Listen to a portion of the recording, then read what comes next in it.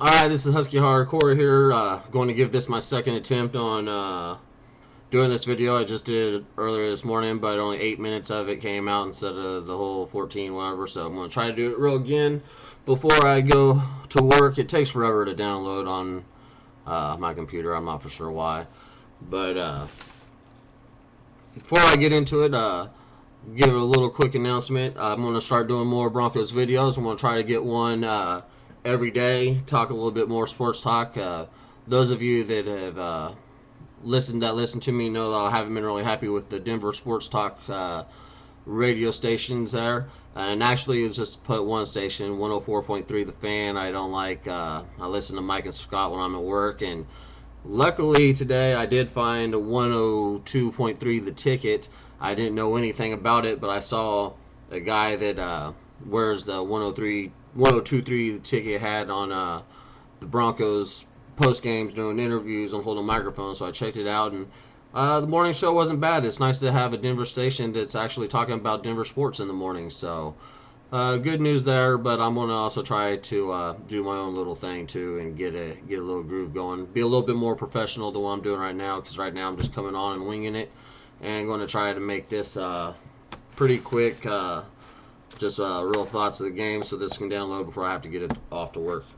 The game was not a very good game for most part of the game till about through the fourth quarter. Offense couldn't really do a whole lot. Millis McGahee had a decent day, though. He ran the ball 16 times for 125 yards. Like I said last week, that's kind of the number of times I'd like him to see it open up. Need more passing, hit your spots when you run the ball 15 times. Again, it's another week that he hasn't ran the ball over 20 times, and he's won over 100 yards both weeks. Good job to see that out of Willis McGahee. I thought they used him pretty well, and was pretty happy with it. Defensively, we'll just go through all the good parts right now. Defensively, I thought our defense did pretty well. We forced them into field goals for the most part. They were able to run the ball on us. Ryan Matthews ran 24 times, 125 yards. Rivers was able to move the ball somewhat through the air a little bit in that first half. 18 for 29, 250 yards, one touchdown, one pick. Nice to get a defensive score there early in the game. Cassius Vaughn with the interception return was good to see. I've already done this one, so you think I would be a little bit quicker on it. But we'll get to Kyle Orton had a bad day. We'll get to the bad stuff. Looked horrible. It was his worst game as a Bronco, and barring injury, I think it'll be his last game as a Bronco. There's some options we could do with him. Trade deadline's coming up. Miami's looking for a quarterback. You don't know if you want to send somebody to Miami before we play him in 2 weeks that knows all of our plays, but at the same time, we got to do something for him. Got to get rid of him. We got to get something for him if we can. If not, at the end of the year, he's a free agent, and wish him the best of luck wherever he goes. Just hasn't been a good quarterback this year. Before the game started, he had 6 interceptions, which led the league, and just has not had a good, productive regular season. Had a pretty good preseason. I thought Orton might have been the guy that could give us the best chance to win, but after watching the last 5 games, I don't believe that anymore. He's immobile, can't get out of the pocket. A couple times in the first half, it would have been nice. They did a pretty good job guarding our receivers, but they all had their backs to the ball, and there were times where Orton could have ran the ball and picked up some good yardage, and just can't do it because, well, Orton can't run. Kind of sucked because if he was able to run a couple first downs, and then at the end of the half, Rivers wouldn't have enough time on the clock to have gotten the ball and thrown that deep ball for the touchdown that kind of looked like it was going to put the game out of the way. But Denver fought back in that second half, and our defense looked really good in that second half. Put pressure on Phillip Rivers. Did a very good job of that. 5 sacks. Von Miller had one again. That's his 5th sack of the season. Nice to see the rookie being kind of what we were hoping he was going to be when we drafted him. See a good big future in his career coming up. Joe Mays and DJ Williams led the team in tackles.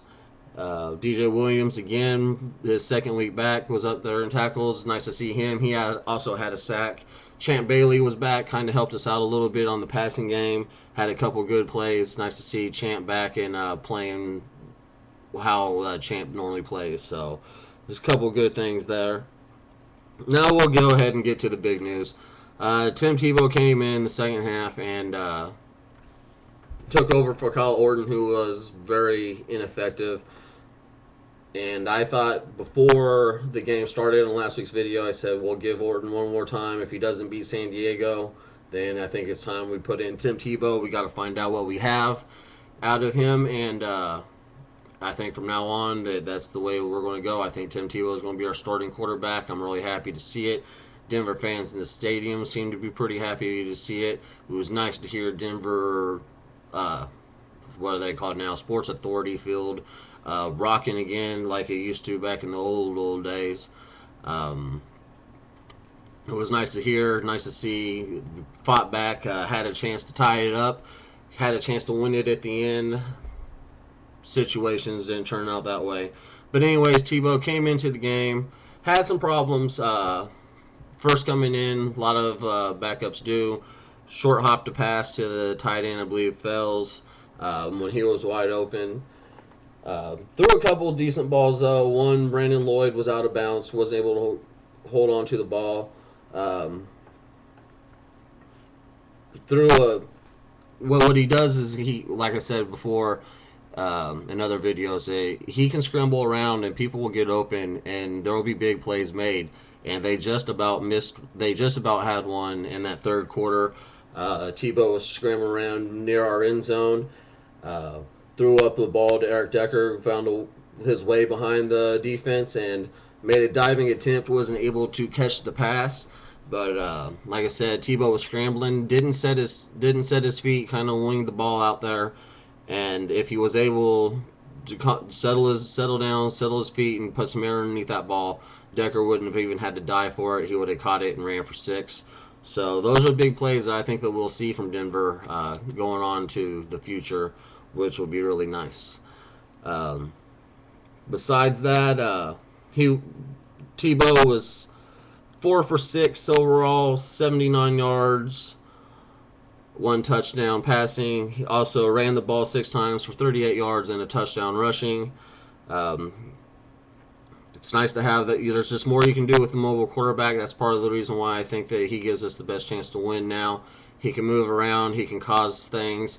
Makes the job harder on the defense because you have to have somebody spying him instead of just dropping every back into coverage. I think if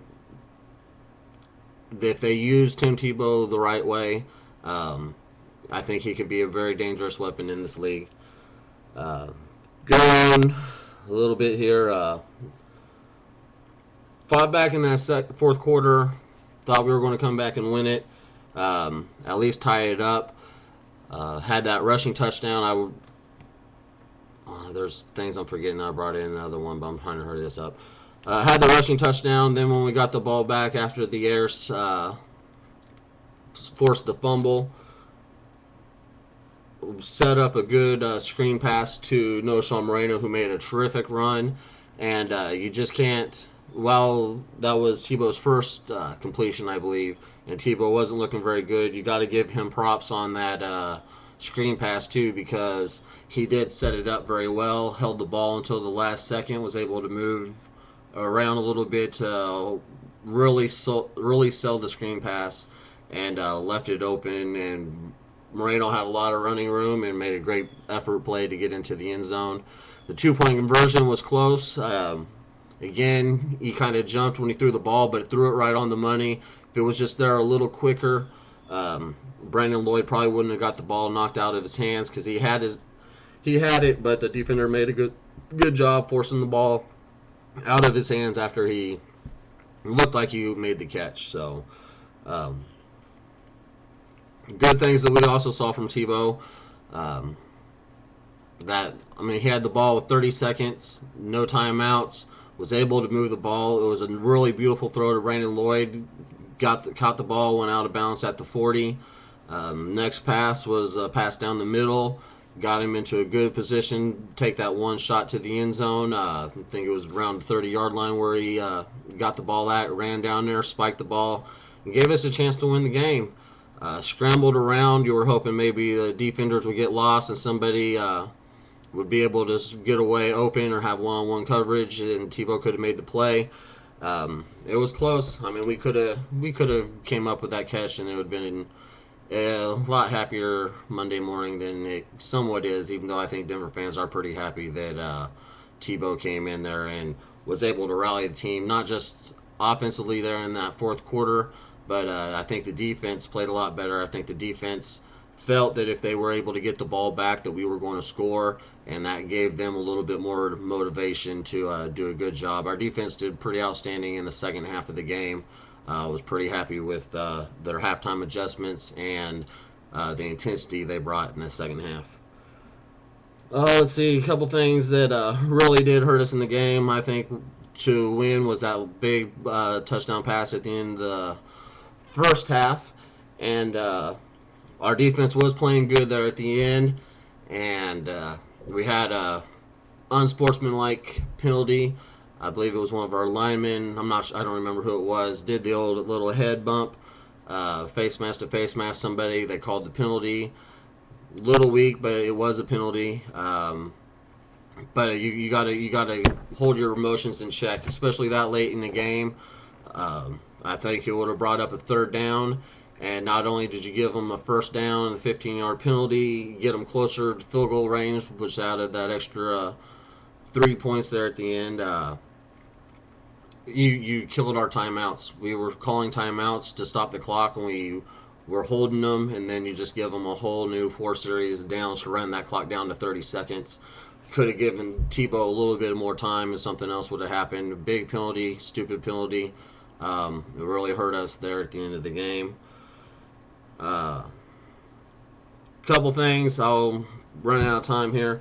There's a couple things that we need to do for Tim Tebow to be successful at quarterback, and we can't call play calls like he's Kyle Orton.